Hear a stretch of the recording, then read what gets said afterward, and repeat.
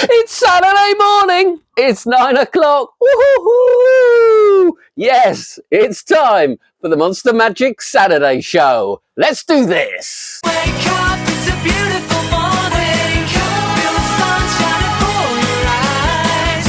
Woohoo! Good morning, everybody. I do hope you are well. I can't believe it's coming up. We're halfway through September already. It's been a very, very fast year. But let's not waste any more time.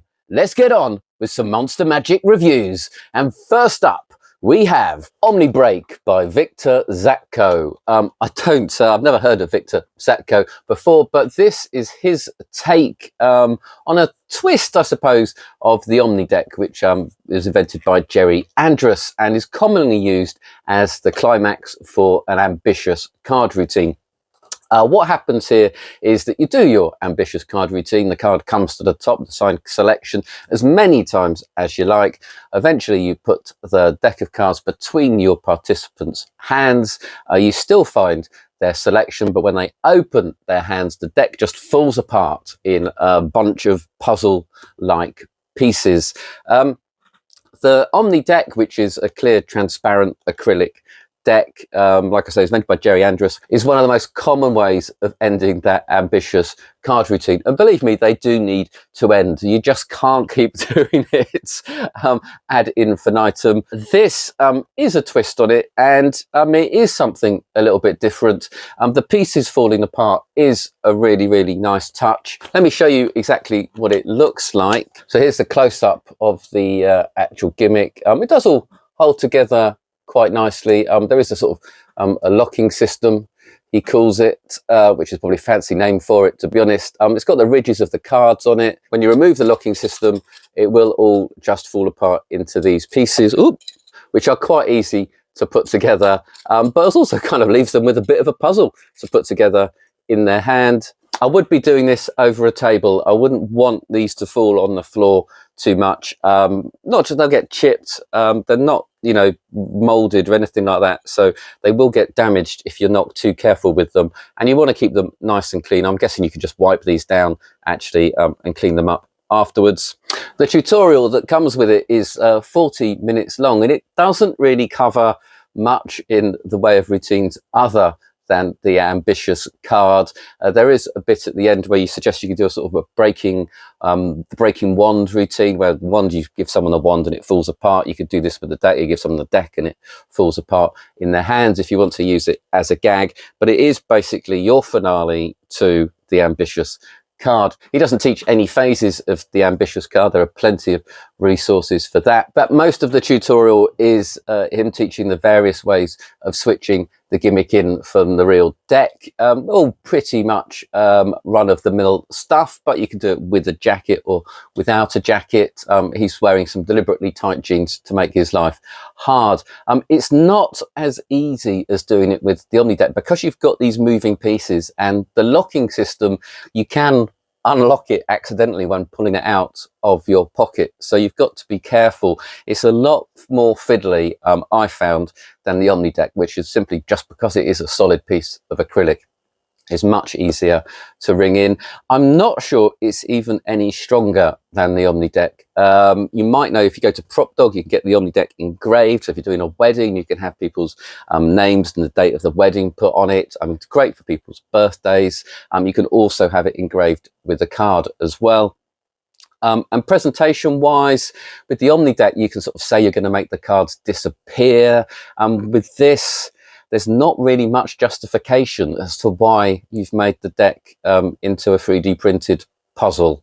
In fact, it's a little bit of a shame he hasn't made it into one of those puzzles, I don't know what they're called, where you've got the piece left over. That might have added a little bit more to it. It's very unlikely that it will fall apart in performance when putting it in someone's hands. You can literally drop it, and that's really quite smart. It is just the removal from your pocket where it can get a little bit caught up. It is a really nice idea to sort of switch up the Omni deck, and it's designed really well. It's made adequately, I would say. It's just, it does add a bit of drama to the end of your ambitious card too. It does everything it's meant to do. The problem is, for me, it was just a little bit too fiddly, and then at the end you've got all these pieces that you've got to scoop up, and you're just going to put them in your pocket. You're not going to solve the puzzle there and then. So reset wise, it's probably too much hassle if you're a working magician.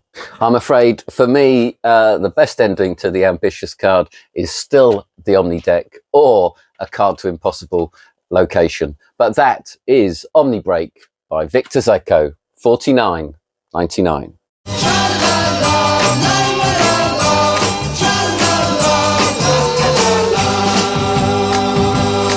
Next up, we have the Hopping Halves by TCC.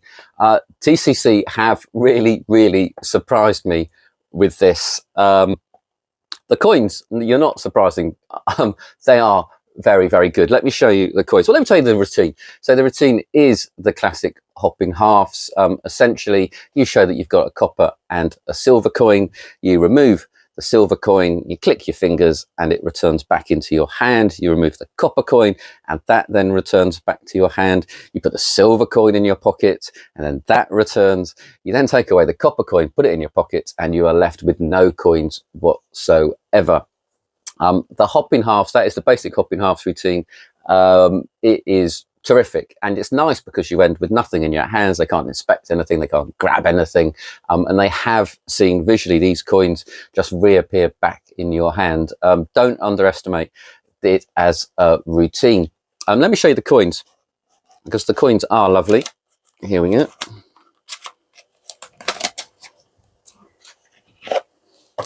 They come in this sweet dinky little purse, which is a nice little added extra. And these are the coins. So these are essentially, my friend Michelle with some coins inside. You do get a funny noise when you tap them, but there's no way around that, I don't think, because of the construction. The coverage is really good.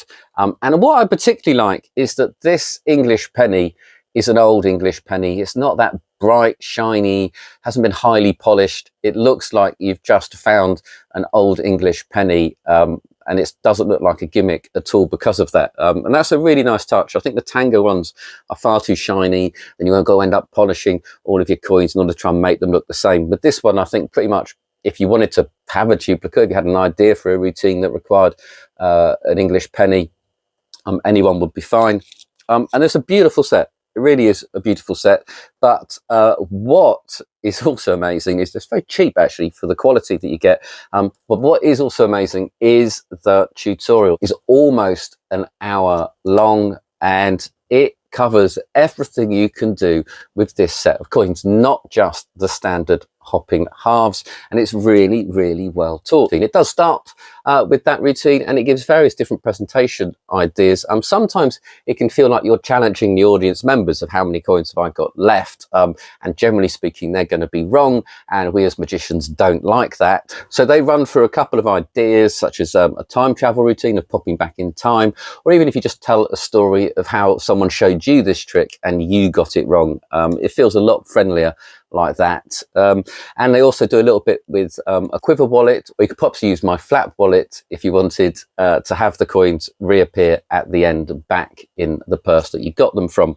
They then go on to a really nice hanging coins routine, which is a little more involved, but the gimmick does do a large part of the work for you, but you will need to do a little bit of finger palming or the odd downs palm, but it's really nice, really well taught, lots of angles from behind the hands. You then get the classic sun and moon routine, which is really beautiful, can play really nicely if you're in a sort of small parlor area. It's a beautiful routine of the copper and silver coins transposing and switching places from one hand to the other. You then get a couple of routines called CBH, which involve the coins transporting from one hand to the other, also some color changes, also some nice through the back of the hand routines as well. Really strong visual coin magic, where the coins do so much work for you. Again, you get a nice presentation followed by a really clear explanation. They also throw in a little 3-fly routine. You'll have to add a third indifferent coin to this of roughly the same size as a $50. And finally, you get a copper silver transposition. All absolutely excellent stuff. It's a real masterclass in how to use this coin set. Teaches you all of the sleights that you need, and that is just great. You can start off with the hopping halves, which is completely self-working, and then just work your way up as you get a little bit better holding the coins, and you learn a few more sleights, and you want to try out some new stuff. And it just means that you can just carry these two gimmicks around and perform various routines and really mix it up. That makes it just terrific value. I thought these coins were cheap as they were, combined with the tutorial. I'm sorry, they are just an absolute bargain. He also, at the end, teaches you how to sort of repair or some little bit of maintenance over how to look after Michelle, which they're not the most demanding of things to look after, to be honest. If you keep it on the gimmick, you'll be fine. But he teaches how to adjust them if you need to, which again is just a great added bonus. If you don't do any coin magic already and you want to get into it, I could highly recommend this set. You also, because of the gimmicks you get, you can do any of the classic coins across routines that you may or may not know. It is just really, really versatile, and the tutorial shows you so much and teaches you so much and really takes you on a journey from novice to slightly more advanced. Everything about this product just blew me away. It is the Hopping Halves by TCC, $49.99. Next up, it's Little Holes by Roddy McGhie and Noel Qualter of Trick Trick Boom. This came out at Blackpool earlier this year. It was a big hit there, a sellout, as they claim. Who knows how many they really had. And then it was at Magic Live as well. Finally, they've produced enough to actually release it onto the market so we can all buy it. A few people have already got their hands on it, obviously. The effect is that you show your deck of cards and you get your Sharpie and you draw 4 dots on it in the corners. One by one, those dots move and coalesce down in the bottom left-hand corner. The third dot you hand to your participant and they throw it, and that then appears on the box.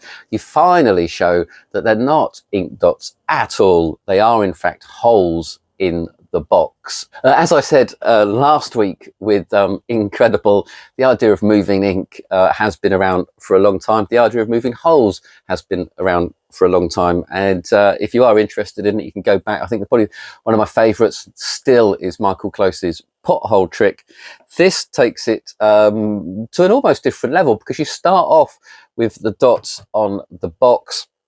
They then move and then they then become holes, which is an added kicker, and so that makes it even more impossible. And visually, I think this is one of the best versions. Before I rave too much about this, I must say I do know Roddy and Noel, and funnily enough, I accidentally bumped into Noel on Monday night at the Magic Circle. I happened to have my sofa in my back pocket, so I sat him down and we had a little bit of a chat about Little Holes. Snugly, I've always dreamed of sitting on there.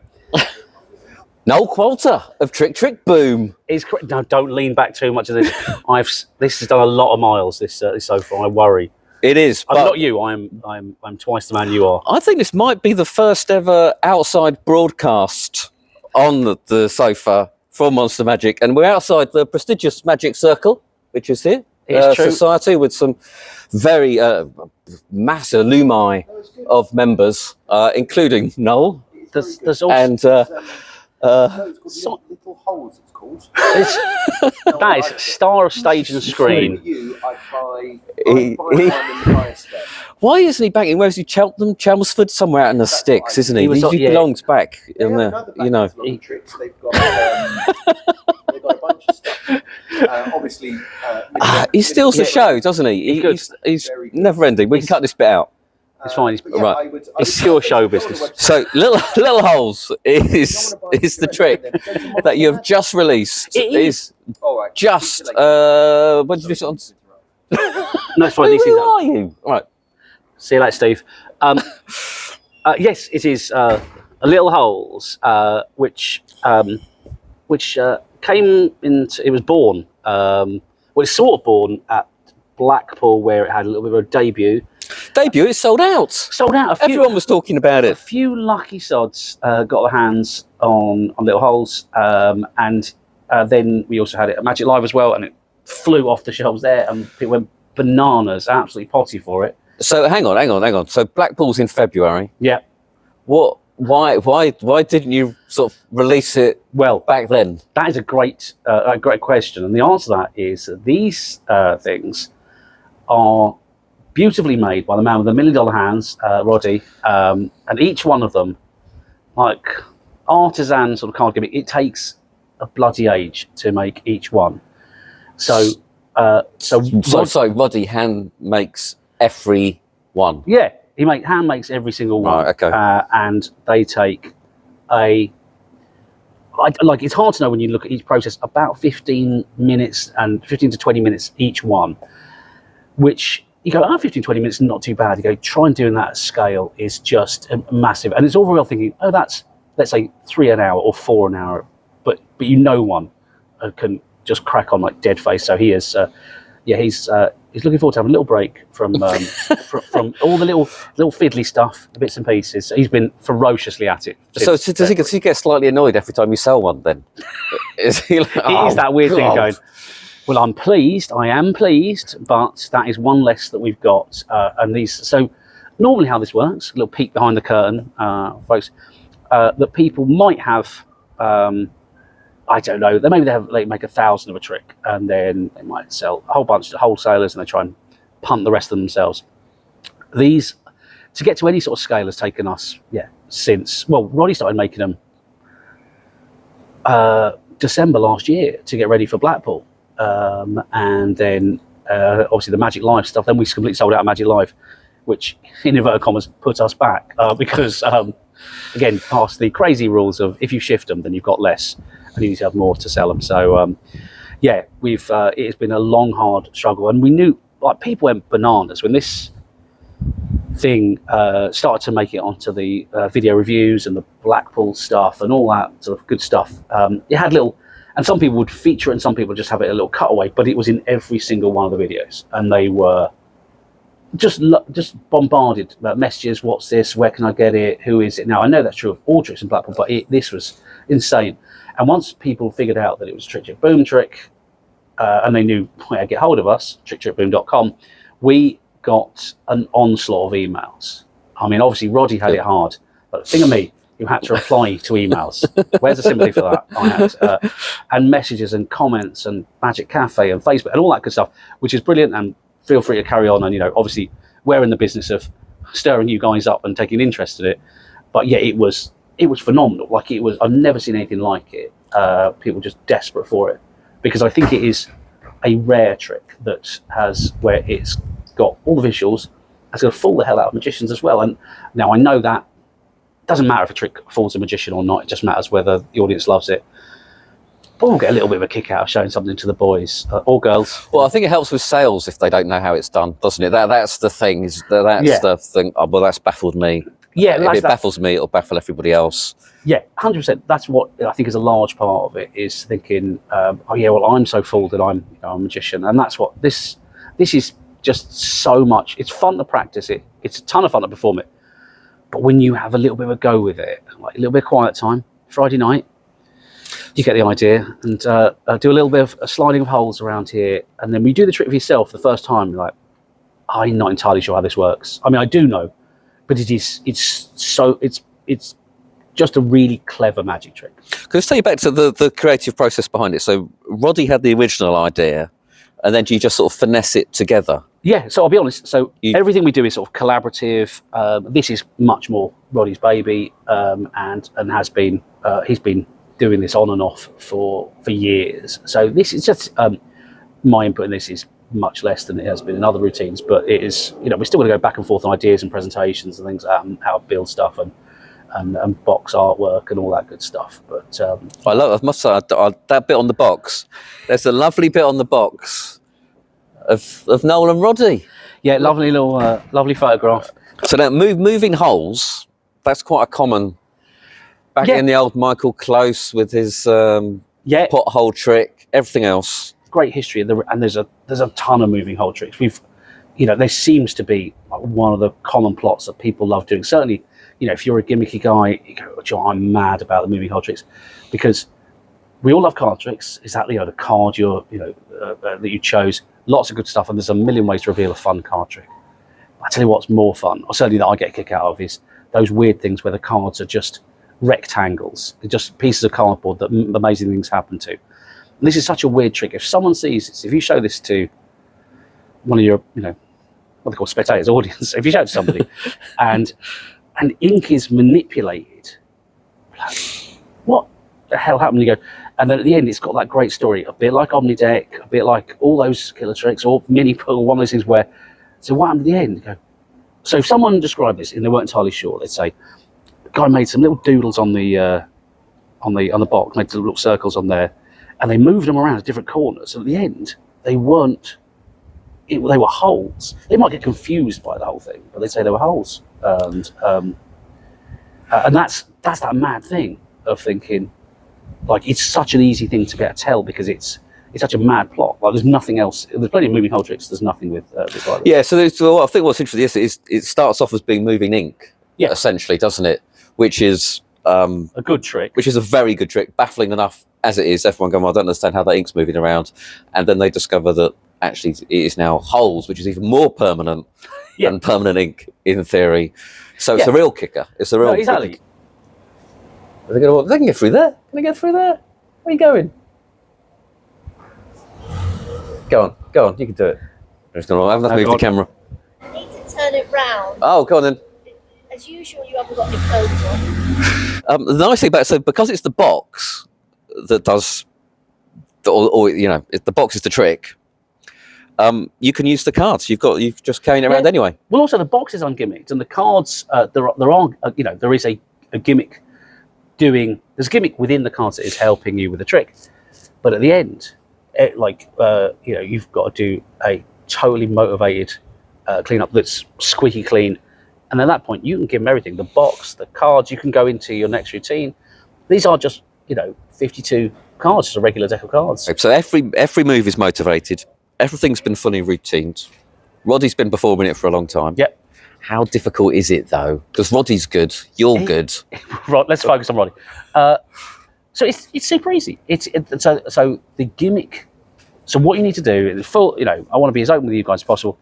You need to get used to holding objects and getting used to the way they act. So if you had, for example, a coin unique, right, that is a fairly automatic trick. Yep. This will take more than this, but there's no sleight of hand in it. You just need to get familiarity with the objects. You go, oh yeah, when I do this, I might need to give slightly less pressure, or it's familiarity, because you've got no memory of manipulating these things in this way, because there are tricks with ink and writing stuff on the outside of the box, but you won't have any memory of how to do this trick because it's unlike anything you've done before. So it'll take you, I don't know, so you're playing with it, a fun evening to play with it. That throwing on the dot. Yeah. That sounds very much like your highlight of. I think you love that bit. I do. So this trick produces. So it's got the crazy visuals. You're moving ink around. You're manipulating it, which is great. And in itself, most tricks would just stop there. There's this phase that happens just before the finish where they throw on the ink, and that's your SpongeBob's moment. That is the screamer. That is the what on earth happened there. You've got mini book. Yep. Little doors. Little holes. I've got. Yeah. Are you doing anything full size at all ever? We are, John, I'll give you a little sneak preview at some point in the, I don't know if it's going to be before Christmas or it'll be after. We have got something else that is we've been raiding the dollhouse again. So we're gonna go small again. But then another little, at some point in the future, we're going big, and not just big, we're going pretty big. Oh. I mean, that's barely a scoop, isn't it? Who on earth's going to be able to decode that? I'm not sure Roddy will even understand what on earth I'm talking about, but. So we've got small, and we've got another thing that's coming that's a little wee little thing, but insanely cute. Thank you very much. No quota. Thank you very much. Right, then we better Christ, yeah.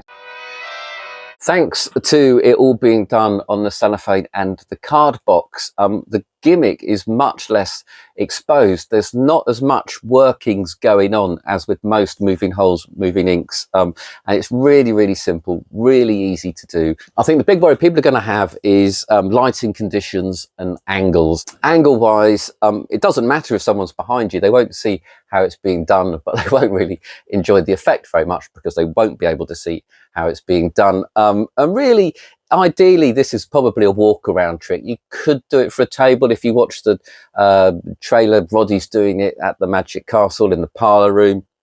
Gets some great reactions. Starts with a really nice joke of moving the cellophane to move the holes before moving in to the trick. Lighting-wise, it is pretty good. Here's the deck. I'll try and move it around a little bit. So you've got some angles there. That's the gimmick as it will end up. I think the worst case scenario is that once all of the dots have coalesced, someone might recognise that they're holes before you've mentioned it, but by that time it's fine. The trick's over and there really is nothing else for them to see at that point. You can then you should remove the black card to emphasise that they're holes. You remove all of the cards and they can examine the box, and it's the box that everyone's interested in. You remove the cards, you can then use the cards later on to perform any trick that you like. There is a gimmick that you need to go south with, but there is plenty of time and misdirection as they're all examining the box. And believe me, they will want to grab the box. There is nothing to see, nothing to find. They can, in the great words of most magicians, examine it very, very thoroughly. It has just got 4 holes in it. They can also examine the black card if you want, which is another object of interest. The cards have no interest to them at all, mainly because they feel like they've been sealed in the box. They couldn't really have had anything to do with it. And by and large, they don't, because you can use them for your next trick. The tutorial's 45 minutes long and it starts with the setup. There's a bit of trial and error with the setup, mainly about how many cards you need in the box to have the gimmick working really, really smoothly. Once you've got it set up correctly, it is really easy to do. It does take a little bit of practice to get it nice and smooth. And there's really nothing to see. Everything is motivated, everything is really well thought out, and Roddy has indeed been playing with this for a very long time, so he gets to instill some nice little tips as well. The gimmick itself isn't really going to suffer from any wear and tear, so you don't have to worry about that. You might need to replace the cellophane, and Roddy teaches you how to do that with a plain sheet of cellophane, so you can choose a slightly thicker, more durable cellophane if you want than the one that comes with a traditional card box. You will need an iron for that, and I know, being a magician, that might be hard to come by, so if you don't want that one, you can do it just with the cellophane from another card box, and they'll teach you a very nice, quick and easy way of getting new cellophane onto the box. The reset is about, well, I don't know, 10 seconds probably. It can't be done in front of anyone, which is possibly the only drawback. If you're doing this walk around, you're gonna have to find a little corner just to stick everything back together. I think it's a great little trick to do when you're just introducing a deck of cards before you go into your mammoth card set. It's nice, it's quirky, it'll catch people by surprise for sure. You do get the pen as well, by the way. It is currently only available from tricktrickboom.com, and it is $39.99. That is Little Holes.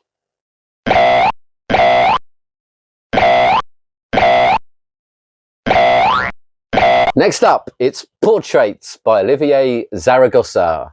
This is basically yet another deck with celebrity faces on it, and it's an ordinary deck of cards essentially, but it's printed slightly differently. So you've got if that's a prediction card there, so you have a nice little prediction that you can use. You've got Spider-Man card, that one's slightly gimmicked, but you've got these portraits of famous celebrities. It's Angela Merkel, Charlie Theron. You can see, let me just run through a few. I can't see who these people are, but you'll get the idea. So that's the sort of artwork that it is. But what is different about this is that half of them have black backs and half of them have red backs, and that makes them slightly more versatile than your traditional celebrity deck. There are some that have got a few markings on as well, which help with a couple of tricks too. And I'm guessing here the idea is to come up with a deck of cards that has slightly more appeal or opens up different presentational ideas than a regular deck of cards with faces. So the red and the black backs, that helps you with a version of Out of This World. They teach two versions of Out of This World. One is the Paul Curry's classic version, and one is the one with the discards in the middle. I forget who to attribute that one to. Now, Out of This World is definitely one of the best magic tricks ever created, certainly the best self-working magic tricks ever created. With this, the only real problem is that people don't know that they're trying to separate the decks into red and black cards, and that's a bit of a shame, because for me it's when they're dealing down and they're thinking this is impossible, I've got no idea whether this is a red card or a black card. So you kind of lose a little bit, I think, of what makes Paul Curry's Out of This World so strong. What is also nice though is that there is a sort of subtle marking on here, or a subtle code, should I say, that lets you know whether the card is a red-backed card or a black-backed card. So you can actually just do it from a spread and ask them. There are presentational twists you can do with it. Obviously, it's whether or not you'd invite them round for dinner, or you wouldn't invite them round for dinner. Various things like that. So they do take advantage of the fact that these are celebrities to make the trick something a little bit different. You then have a version of Simon Aronson's shuffleboard, which, I mean, that's also a really, really good self-working trick. If you don't know it, then it is a trick where the cards are sort of mixed up and face down. You've got a little prediction. When you read your prediction, it names the number of cards that will be face up. It will say whether or not they're of the same suit. It will say their values, and it all matches perfectly. With this, because they're celebrities, you can have a lot more fun with that prediction. So they start off saying there'll be 13 cards face up. They'll all be women, and they'll all be singers. And one of them won't be a singer, but then you say, oh, the prediction, you turn it over one last time, and it says Hillary Clinton likes singing in the shower, for example. Great fun, great little kicker. It was probably my favourite trick on this tutorial. You then have a trick called quadruplex, which is where you deal the cards out into a grid of 12 and you fold them up on top of each other or across, whichever your participant chooses, and then the cards face up match your prediction. They attribute the folding method to Nick Tross. Actually, it goes all the way back to Henry Dudney in 1926, and then it was popularised by Bob Hummer and Martin Gardner throughout the 70s and so on, before it's been used by obviously Nick Tross and John Bannon and so on. It is a great little method and really, really versatile, and actually you can do it with any flat objects. And the rest of the tricks on the tutorial are pretty much takes on your standard self-workers, or ones that just require a very easy force, such as the cross-cut force, to come up with a prediction. There's a nice movie poster prediction of crazy casting, so you can have a film poster where instead of Leonardo DiCaprio and Kate Winslet in Titanic, you've got Tom Cruise and Jennifer Lawrence, for example. You make up whatever you like.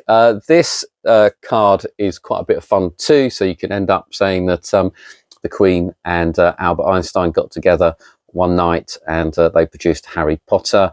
A couple of the cards are also your standard gimmick cards, which might help you if you've got any other ideas for tricks. Otherwise, the deck's really well thought out. So it's 26 red, 26 black backed, 13 men and 13 women in each one, and they're a good mix of people. I'm not that keen on the artwork, to be honest. It's not my cup of tea, and also I don't know, the backs are just a bit plain. I wish there was something on the backs that indicated that these might be a souvenir deck of some sort, or even a game or anything like that.